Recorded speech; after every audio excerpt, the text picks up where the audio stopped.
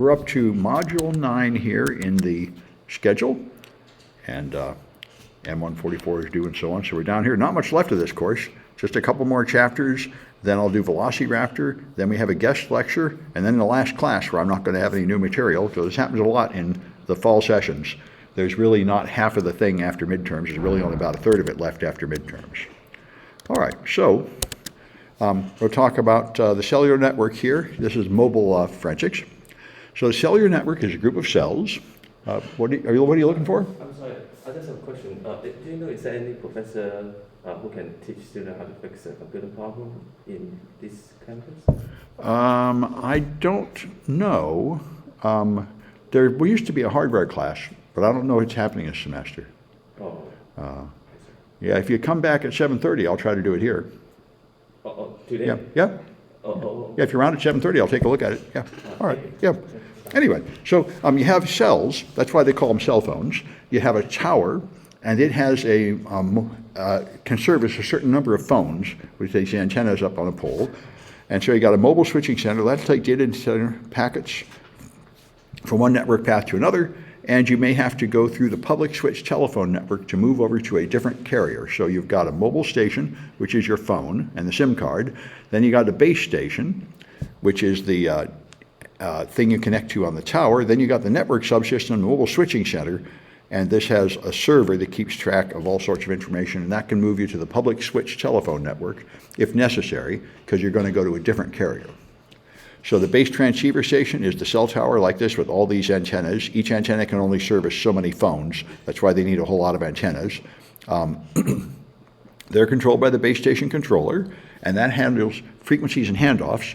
Now, as you move your phone, it has to hand off connecting to this tower and move to that tower. And the same thing's true of Wi-Fi networks. It has to let go of this access point and connect to the net one, and that's the handoff. And that's why your carrier knows the physical location of your phone at all times. Because they know which tower it's associated with, they have to in order to ring the phone.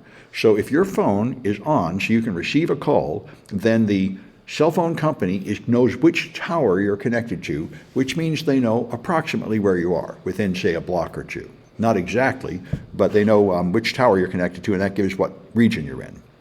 So that's a soft handoff when it's conditionally handed off.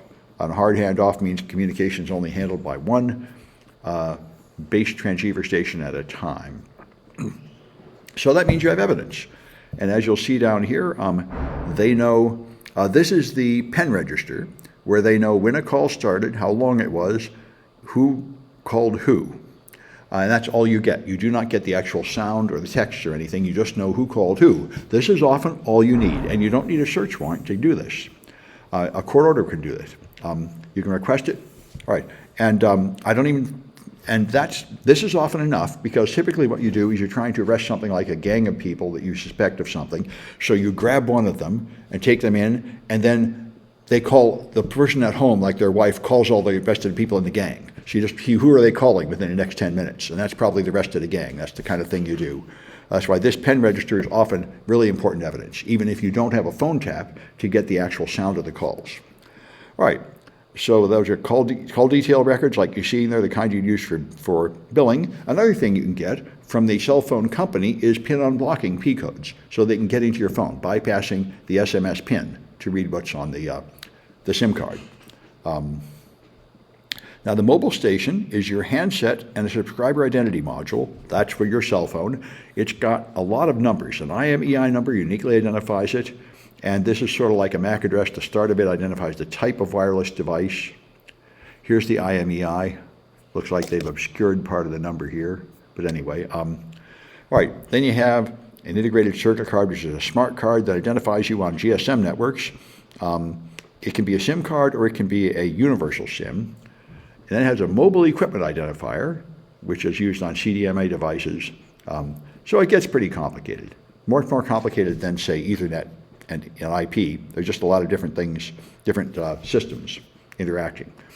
So there's a subsidy lock locking you to a certain network. This, I think, is what Obama did. Under the Obama administration, they said it is legal to unlock your phone so it can move to another carrier. Before then, it was not legal.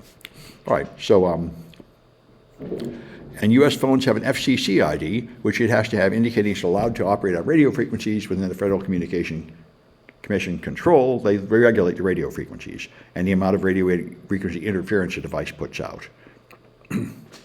So the SIM card is like a floppy disk. It's a storage device. It's just a little floppy looking thing that goes inside your phone, and it's got another mobile unique number on the phone, mobile country code, and so on. And then it's got a serial number located on the card, which is this number here. You can identify the origin of your card, and that's usually your SMS messages and such are stored on the SIM card. So you connect to the cell phone tower, and that eventually connects to the mobile switching center, which is like a domain controller. That knows who you are. It connects to the home location register, which is a database of subscribers, and now it can figure out who you are. And it has to do that, of course, to register that you are a customer and that they know who you are, so they know when to ring your phone. All right, it's got roaming subscribers also, and it's got an equipment identity register and an authentication center. So these are used to identify who you are and to issue encryption keys. All cell phone traffic is encrypted. It's encrypted quite well. I think if you're up to at least like 4G, 2G was encrypted pretty badly, but 4G and up is encrypted pretty well. So the mobile network operator runs the network. That's Verizon or T-Mobile or AT&T. There are also virtual network operators that ride on the other operators like second-tier ISPs. With these other less famous names that are actually on somebody else's network. So, like I said, gone from 2G through 5G. 2G used time division multiple access. GSM is an international standard, and the most pervasive standard is 4G. There's also 3G and so on. The most important, one important issue is the encryption level. Like I say, if you can downgrade to 2G, then the encryption is easy to break. And that's why law enforcement interceptors, stingrays, do that. They downgrade to an old protocol and man in the middle your phone so that your phone associates with them, and then they can tap your wireless calls. So the SIM card has an interface. That's what this is. This makes an electrical connection to the holder, and then you can read and write to the card. It's an EEPROM, electrically erasable, programmable read-only memory, and so it's got the operating system, user authentication, and encryption. And here's the general areas: master file, dedicated files, elementary files. And the elementary files have information like contacts and outgoing calls made and when the phone was last powered down, and the SMS messages. So those are all important things you'll find on the SIM card. They are PIN protected. So if you do not know the PIN, you have 3 choices before it'll get locked. After that, you need an unlocking key, which you can get from the carrier. So if you are the police and you have a court order, you can get that from the carrier. All right, so the SMS can help you determine, the SIM can help you determine whether the SMS was sent or deleted or unread and so on. Again, that information is in there. If you're using other services like WhatsApp and Signal, then it's the same legal requirement, but for a search warrant, but you won't be able to read them so simply. You'll have to go into that app to read them. And we've been doing it with for things like Android in the projects. So Android is the most popular operating system because it is open source, and so there are thousands of different Android phones, and some of them are very cheap. So they own the low-end market. And of course, there are expensive ones that are better. But anyway, there's just a wide variety of Android phones. It's all over the place. And so here's what you see on Android. The boot partition has the boot information for the device, which is, of course, not usually very important for forensic work because you really don't care about the phone itself. You care about the data the user was sending. Here's the Android framework and recovery image and the cache and MISC. This is the main thing, data. This contains all the user-generated data, the SMS, the emails, and so on. That's typically what you want. All right. And the applications are here. There's application package files, but those themselves don't contain the personal data. All right, so it helps, you can identify what package apps are installed. That's one thing you might find there. All right, so data on computers is typically, and phones is these days encrypted. If you don't have the password or PIN, it might be difficult to bypass the encryption. In mobile device, You can physically image it with a Cellebrite. It's one of the common brands that will plug into the phone, it will suck all the data off the phone.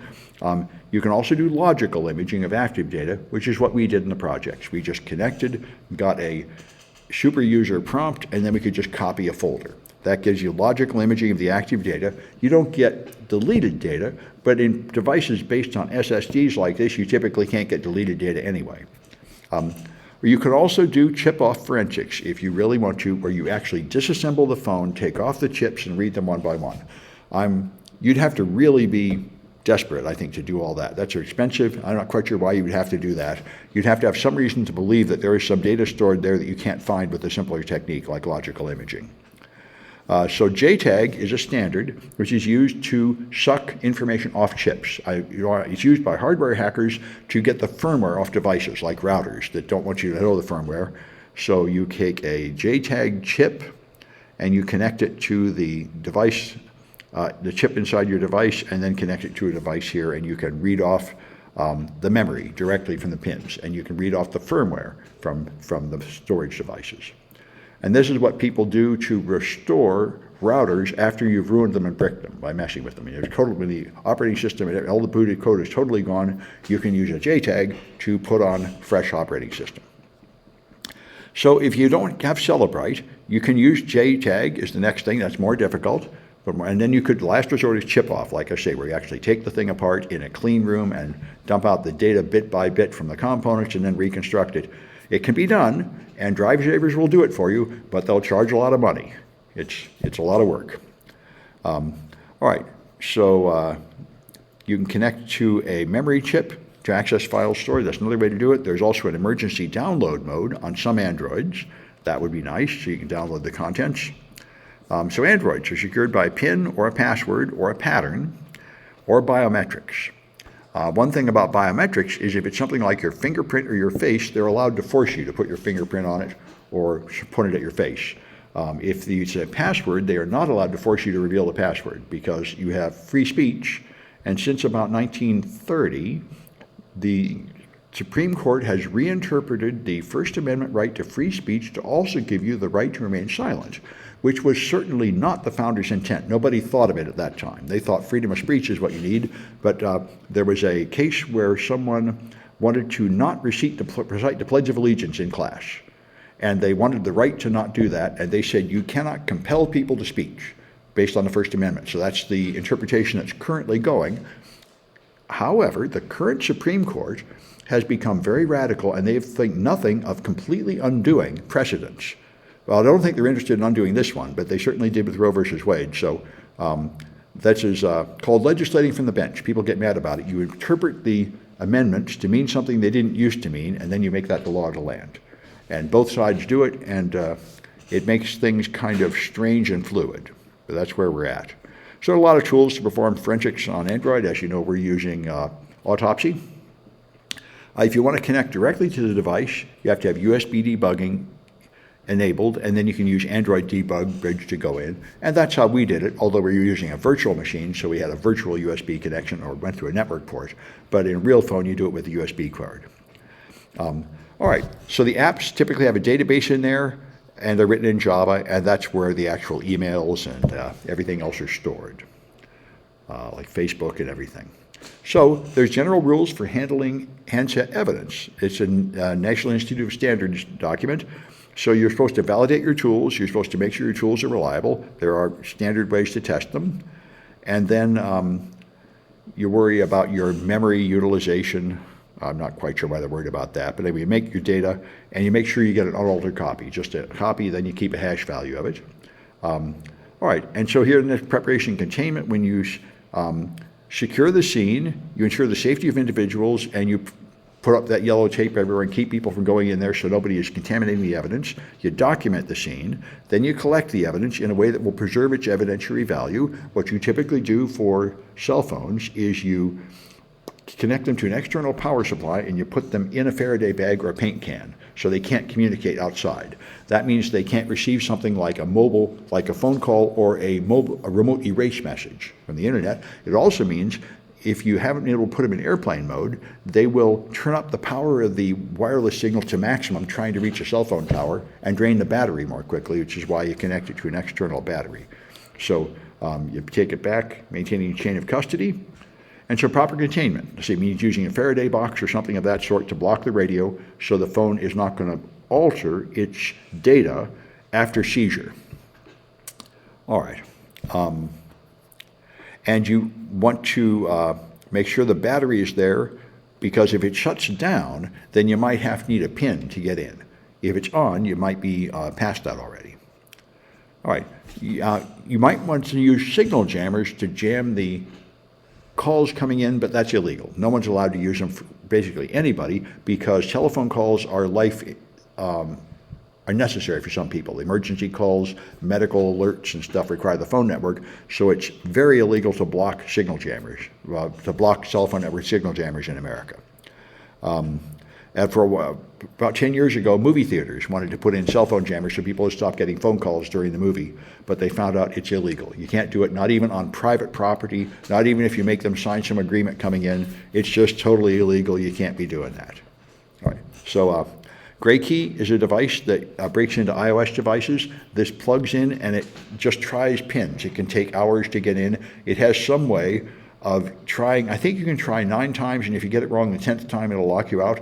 So it tries 9 times and then reboots the phone or something to erase it, and then tries another 9. It can eventually get in. They only sell it to law enforcement. And here's a tool that can view the data on CDMA phones. Here's another tool to get the contacts and such, other files from the computer. Paraben is a company that does a lot of this stuff, and Cellebrite is the most famous tool used by the FBI. And like I say, I met the Cellebrite CEO, and he told me that they can break through the PIN on every model of every phone. They can get in without knowing the PIN. I don't know if this was marketing exaggeration, but that is what they say. And that's, of course, why the FBI paid him $1 million to get into the phone of a terrorist. They can get in without the PIN. They just find flaws in the operating system and blast in. All right, so you might have file fragments on hard drives, like I say, but on phones, you typically don't have deleted files. They say maybe you can resurrect some deleted files. This may be possible because the garbage collection is not 100% perfect. It's opening up blocks of empty space to store things later, but there are some fragments, just not very much. You don't have very much luck recovering deleted files from an SSD-based device. I see a comment in the chat. Let me see if I can get that open here. Going to be here. All right. ISC2 exam for CC certification. The assistant at Pearson. We'll have to talk about that later. I'm not sure what that is. All right. Anyway, all right, so if you do not have an imaging tool, like Cellebrite or something, you can still get evidence off the phone. People have done this. They just take a photograph of the screen and then page through the messages and take photographs. You're not getting all the data, but it is data you're getting. And remember, the real evidence is the investigator testifying in court. I seized the phone. I took these pictures. That stuff was on the phone. That's perfectly fine. It's not a perfect forensic process, but it is true that you found that data on the phone. That's one way to do it, and you can have a rig that just holds a camera up at the right distance if you're going to do it that way. And you might be reduced to this because there are so many phone models that even if you have a kit, it's entirely possible that the phone you get doesn't match your kit, and that's why there are expensive kits that cost like $5,000 or $10,000 with hundreds of connectors to try to match all the different phone types. And the police departments do that. Companies typically don't have to because all they care about is the company phone, and they only issue like 1 or 2 kinds of phones, so they just need the ability to examine those. And then, of course, there's legal considerations. They need a warrant to examine your cell phone, of course, unless you consent to it, or it has to do with an arrest, and they can get a search warrant, or exigent circumstances. If there's some kind of emergency, they're allowed to gather data without a search warrant. And so this would describe the phone, make sure you completely specify the phone, and then you know which phone you're allowed to examine. So that's the chapter. Let's try a Kahoot. And that was chapter 9, so it'll be here.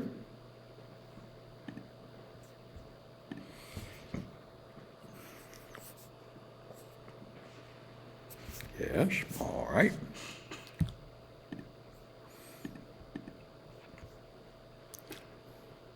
Oh, that's rude. I've got mod 8, but not mod 9. Well, I can get it. I just have to go in here.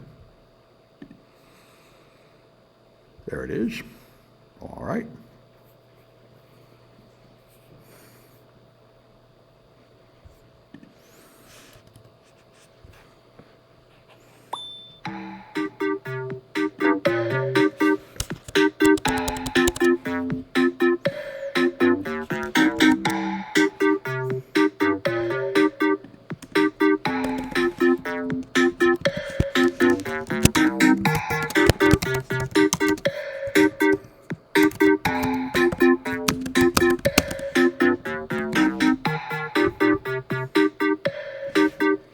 All right.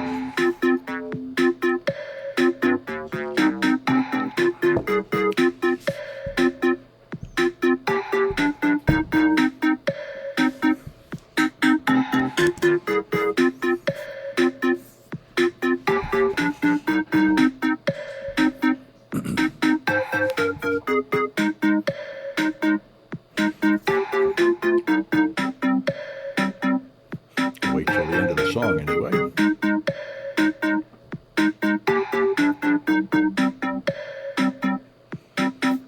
All right, I guess that's it.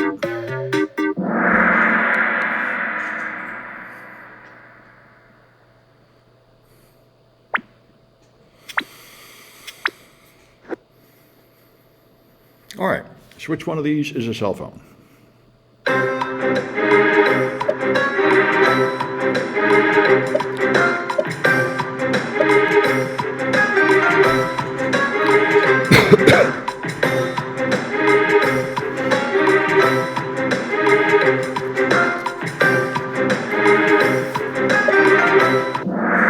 That's the mobile station, they call it.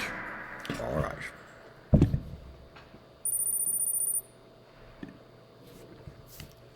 All right, which one uniquely identifies a handset? The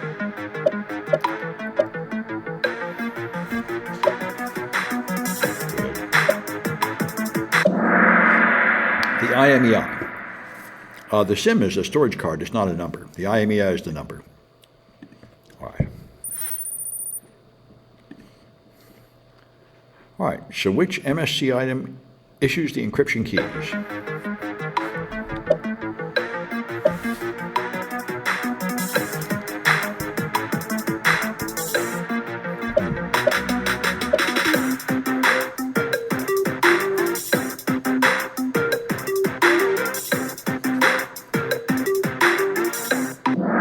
Yeah, I thought so. It's the authentication center. All right. No reason, that's obvious, but that is what it is. All right. All right, and what's the partition on an Android phone that you mostly want to be looking at?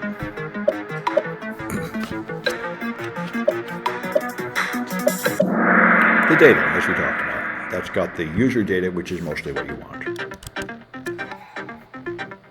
All right. Albert.